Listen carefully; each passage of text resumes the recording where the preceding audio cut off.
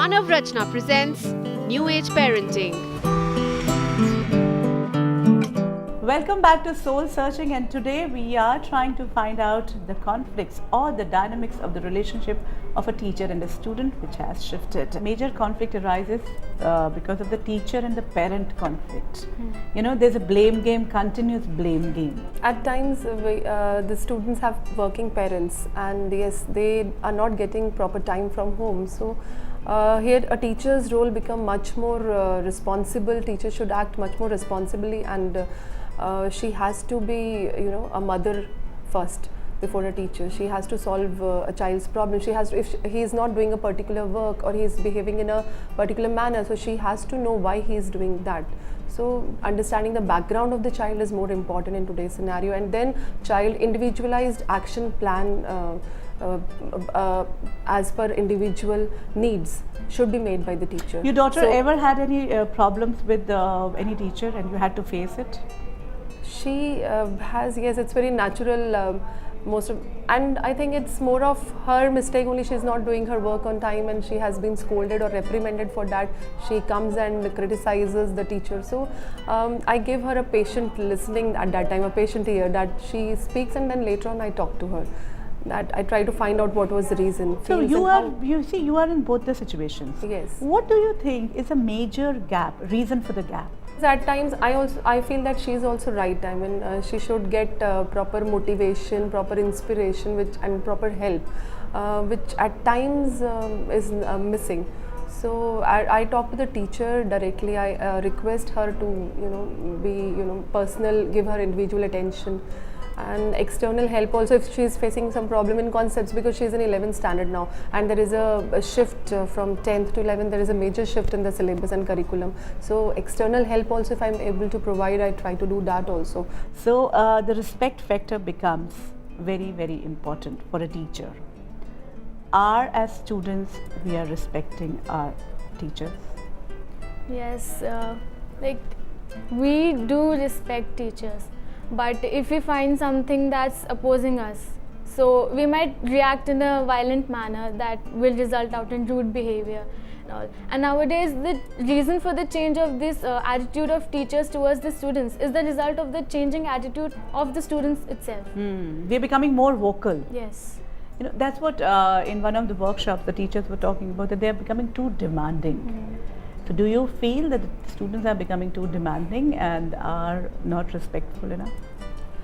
See, they're demanding. If they are demanding, that is fine, because it will help them to progress and move ahead, because it's a very fast changing world. A lot of exposure they are gaining, and we are not the only ones teaching them. They are gaining exposure from various mediums, and they are in a way we are also learning at times from them. They are more tech savvy, more technological smart, so we need to respect that factor also, and we need to update ourselves to solve their queries and doubts. And yes, respect factor somewhat, yes, because I have seen the children who have studied from me 2-3 years back. Today when I pass from the corridor, they will not bother to wish, or so I myself approach them, I myself wish from my side. I am the first one to wish them. So 3 days, 4 days I repeated this, so they started giving me back, they started wishing me back. So yes, it didn't hurt you? See, a little bit, but it's so common now, so we have started ignoring this factor. We are not demanding, if we are doing good for them, I think it will automatically come, maybe gradually, but they will start respecting. Yeah, so this generation of kids are also actually looking for acceptance somewhere. Yes. So the dynamics have shifted, it has changed, and teachers are becoming, they're lowering their guards, I think, somewhere, and becoming more open to questioning also. How do you feel when a child asks some questions or corrects you? Does it hurt? Do you feel humiliated? No, not at all, because he is gaining information from various sources. Sometimes that information is not authentic also, not correct also, so I correct, or Yes, because there are sometimes data, some figures, stats, so it keeps on changing. So maybe the child is giving is the correct one. So I often tell that okay, I'll also go through, and then we'll discuss it tomorrow. So I'll just check it out, and there is no question of humiliation, because as I have accepted the fact, yes, the generation is changing, the times are changing, we need to change ourselves, we need to update ourselves. So I take it with open mind. That's wonderful. And Alia, the last but not least, do you feel there is a parent-teacher conflict which exists today? One-upmanship or something like that? Parent-teacher conflict, yes, it does. Because our parents have different perceptions and different expectations out of us. And teachers have different goals for us. Well, they are working for the same, in fact. But yes, their ideologies and their way of working sometimes changes, that leads to these conflicts. The strong personalities, but then once accepting these personalities actually, and then accepting the roles, each one of us have chosen the role. You've chosen the role of being a teacher. You know, actually at times it is said that don't look at what the teacher is doing, but look at what he is telling you.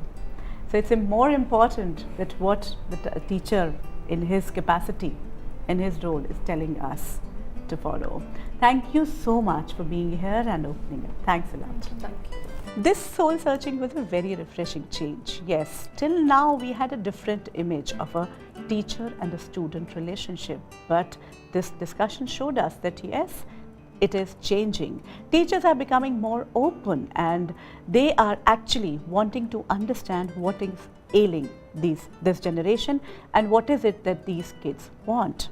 But on the other hand, we really need to understand that each word, each criticism done by a teacher can be so powerful that it can change a child's destiny. Somewhere the role of a teacher is shifting, and more than being an educator, they are becoming the nurturer, the guide in the real sense. Let's try to understand spiritually what is the role of a teacher, a guru or a Satguru. Time now to move over to spiritual significance.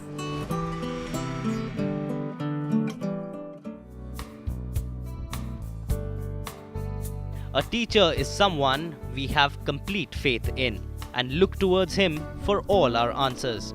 Spiritually, every being or incident which comes as a learning and allows us to move further in our journey is our teacher. But practically, teachers are of three types: educators, gurus, and Satguru. An educator gives us the worldly knowledge at the physical realm. Studying in school and college, we connect with many teachers and gain knowledge and skills. A guru gives us the spiritual knowledge, being on life's journey. Guru shows us the right path. Decision is ours to walk on that path or not. She teaches us the art of living and to make a balance between spiritual and physical journey. On the other hand, Sadguru is someone whose presence in our life lifts their spirits and many karmas get settled. It is said that the biggest guru is the divine one within, the inner voice, which gently guides us towards a journey of love, success and bliss. Unfortunately, most of the times we ignore that voice and look for a physical presence of a being as a guide, teacher to show us the right path. Yes, dynamics have shifted. Acceptance of the child being an intelligent being, being an individual, is coming in the teachers. But sometimes they really get stuck which way to go. Love and law, how to create a balance. Mapping the conflict helps in creating this balance. So let's move over to mapping the conflict. Child's view. We love and respect our teachers, but when we see they are partial to the students who butter them, we feel hurt and rejected and hence become rude. Teacher's view. It's true that teachers at times have favorites because all students are not the same. To get the best results, we try to bring each child at par. Solution. Teachers have to accept the power of their position. One word of appreciation or criticism can make or mar the child forever. Child's view. The moment exams are around, teachers start creating fear and we become nervous and panicky because of the fear. Teacher's view. Today's kids are very smart, but they are also very undisciplined. Some fear has to be created, otherwise they'll not be serious. They easily get distracted. Solution. More than the actual exams, it's the fear of exams which a child needs to learn to handle, because this lesson will help him throughout his life. Child's view. There's a constant tussle between my parents' view and my teacher's attitude, and I feel there's a constant blame game. I get confused which side to go on, but I have to do what my teacher says. Teacher's view. Yes, sometimes there's a parent-teacher conflict because some parents expect teachers to be God or their child's caretaker. We know our role and responsibilities. Solution. Parent-teacher conflict is the most unfortunate conflict in a child's life. Both the parties will have to trust the other's role in the child's growth.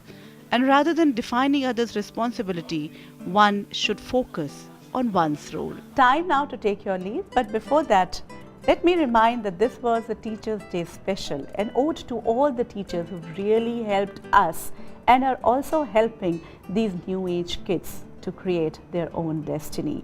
Thank you so much to all the teachers.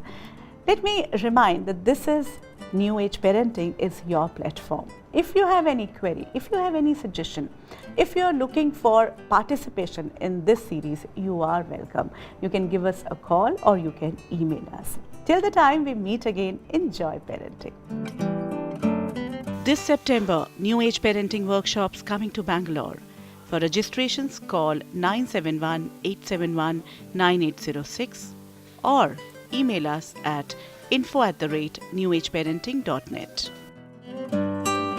Manav Rachna presents New Age Parenting.